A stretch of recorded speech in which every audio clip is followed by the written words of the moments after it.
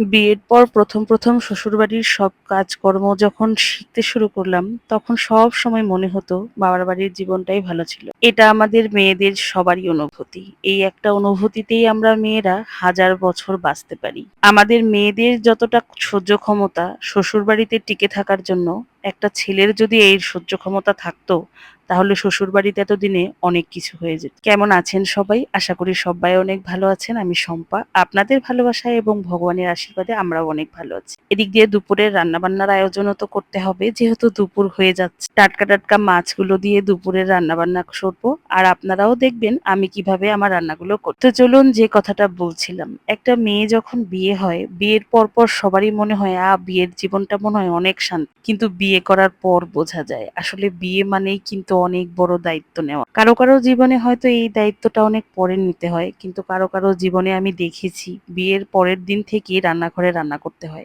আমার কিন্তু এই ধরনের কোনো অভিজ্ঞতা নেই, কিন্তু আমি অনেক মানুষকেই দেখেছি যারা এই জেনারেশনের মেয়ে হয়েও বিয়ের পরের দিন সকাল থেকেই রান্নাঘরে দৌড়াতে হয়েছে জীবনের তাগিদে নয়, শুধু অশান্তি আর মনের জোর খাটিয়ে, যে আমাকে পারতেই হবে, না হলে অনেক বড় ভুল হয়ে যাবে, বাবা মার কথা শুনতে হবে। যারা শ্বশুর বাড়িতে এই দিনগুলো কাটিয়েছেন তারাই একমাত্র জানেন যে আসলে অন্যের কথায় নিজের বাবা মাকে ছোট করা দেখলে কতটুকু খারাপ লাগে। এই সহ্য ক্ষমতাটা মেয়েদের আছে বলেই তো মেয়েরা পরের বাড়িতে আসে, তাই না? ছেলের বাবা মাকে যদি মেয়ের বাবা মা কথা শোনায়, তাহলে কি মেয়ের বাড়িতে কোনোদিন সেই জামাই যাবে? অথচ মেয়ের বাবা মাকে যদি ছেলের বাবা মা কোনো কথা শুনিয়েও থাকে, মেয়ের বাবা মার সেই অপমানটা মেয়ে চোখ বুজে সহ্য করেই দিন কাটায়। এটাই হয়তো মেয়েদের একটা অভ্যাস, আর এই অভ্যাস থেকে বেরিয়ে যেতে মেয়েদের সময় লাগে যুগের পর যুগ। আর যখন সে বুঝতে পারে সেদিন আমি ভুল করেছিলাম, নিজের বাবা মাকে অপমানিত হতে দেখে আমার জবাব দেওয়ার দরকার ছিল, ততদিনে অনেক সময় কেটে যায়, হয়তো সেই মানুষগুলো দুনিয়া থেকেই চলে যায়। দীর্ঘশ্বাস শুধু মেয়েদের বেলাই হয়, সেটা হোক শাশুড়ি, হোক বৌমা,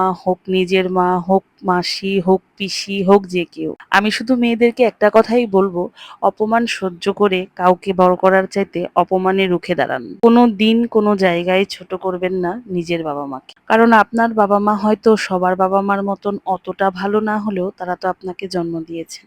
এই একটা জায়গাতেই তো তারা সেরা। দিনের পর দিন আমরা শুধু সহ্য করেই যাব, তাই না? কেন বলুন তো? আমাদের বাবা মারা কি মানুষ না? মানতে হবে ছেলের বাবা মাকেও। যদি আপনার ঘরের ছেলেটা অনেক বড় দামি কিছু হয়, তাহলে অন্য বাড়ির মেয়েও অনেক দামি কিছু। জীবনের সাথে জীবন মিলেছে বলেই হয়তো একসাথে থাকা, না হলে কেউ কারোর মুখ দেখার প্রশ্নই আসতো না। ভালো লাগার অনেক কিছু থাকার পরেও যখন মানুষ নিজের ইচ্ছেতেই সম্মতি দেয়, তখন তাকে বুঝে নিতে হবে অবশ্যই এই জায়গাটা অনেক সুন্দর। আমি শ্রদ্ধা জানাবো সেই মানুষগুলোকে যারা অঝরে কাঁদেন, নীরবে, হয়তো মুখ ফুটে বলেন না। সাধুবাদ জানাবো সেই পুরুষদেরও যারা অনেক অপমান সহ্য করেও নিজের বউটাকে ভালো রাখার জন্য অনেক পরিশ্রম করেন। জানি না জীবনে আসলে কাকে কোন পরিস্থিতিতে পড়তে হয়েছে, তবে ধন্যবাদ জানাবো সৃষ্টিকর্তাকে সব সময় পাশে থাকার জন্য। যেদিন প্রথম বাড়িতে এসেছিলাম, সেদিন এই শ্বশুর বাড়ির মানুষগুলোই আপন করে নিয়েছিল আমাকে। আমি তখন বুঝতেও পারিনি আমার নিজের বাবা মা আমার পাশে না থাকলেও আমার শ্বশুরবাড়ির মানুষগুলো আমাকে আপন করে নিয়েছিল। আমি তখন এদের মধ্যেই দেখেছিলাম আমার প্রিয় মুখগুলো। হয়তো ভালো লাগার তরফ থেকেই শুরু হয়েছিল ভালো লাগা। ধন্যবাদ আবারও জানাবো সৃষ্টিকর্তাকে সবাইকে ভালো রাখার জন্য, সুস্থ রাখার জন্য। এভাবেই বাকিটা জীবন কাটাতে চাই। জীবনে অনেক না পাওয়া থাকবে, অনেক উত্থান পতন তো থাকবেই, তবে এর মধ্যেই ভালোবাসা আছে, লুকিয়ে আছে অনেক সুখ। ভিডিওটি এখানেই শেষ করছি। সবার উদ্দেশ্যে বলবো, নিজের পরিবারকে ভালোবাসুন, সবাইকে নিয়ে ভালো থাকুন।